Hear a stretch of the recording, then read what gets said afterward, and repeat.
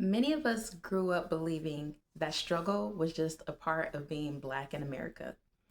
Living paycheck to paycheck, growing up in the hood, food stamps, barely surviving, and without ever questioning it, that reality became an identity. But what if the belief that Black people are poor was never actually ours? What if we were programmed to believe it? Welcome to my channel. I am Nyla Ma'at, and on this channel, we talk about spirituality, personal growth, living a life of prosperity and freedom, and creating generational wealth. If you can vibe with that, be sure to hit that subscribe button and subscribe to my channel. On today's video, we are talking about something that has been on my heart for a really long time, and that is we are not poor people. Let's dive in. Before my spiritual awakening, I carried the energy of lack every single day. I didn't have much money, and because of that, I felt poor. Not just financially, but energetically, downtrodden, tired. Like struggle was my default state. And I realize now that this is an unconscious belief that many of us inherit, not because we're lazy or incapable, but because poverty was modeled as normal. When you grow up seeing constant financial stress, people working endlessly just to survive, lack being passed down like a tradition, your nervous system learns this is all life has for me. Growing up, the only wealthy Black people most of us ever saw were celebrities or athletes, people on TV, people we didn't know personally. We didn't grow up seeing Black landowners in our neighborhoods, Black investors, Black families with generational wealth. So even if we dreamed of more, like I did, it was still hard to imagine the possibility of actually having it. As a child, I dreamed of becoming a millionaire, but I didn't know how that could be real. Deep down, I knew I wanted to be wealthy, but when it came to possibility, there was still doubt. And then something happened in December of 2012.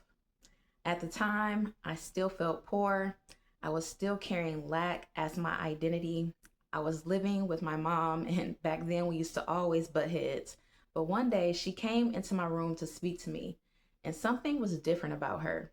She wasn't going anywhere special, but she was dressed beautifully.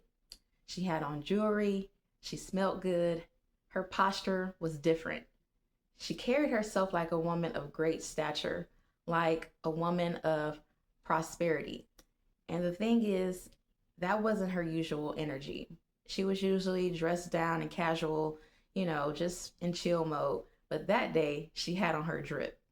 She gave me a hug, and then I felt a deep sense like everything was going to be all right, like better days were coming. Something came over me, a feeling that soon our people would no longer be struggling and downtrodden, but triumphant and celebrating. Over the next few days, I began noticing the same energy in other Black people I encountered. Not because they suddenly had money, but because I was seeing something I hadn't seen before. I wasn't seeing struggle. I wasn't seeing lack. I didn't know it at the time, but what I was seeing was royalty. That moment made something inside of me shift, not in my mind, but in my spirit. It was like a realization dropped into me fully formed. My people are not poor. That moment made me realize something powerful. Poverty isn't who we are. It is an energy we were conditioned to wear.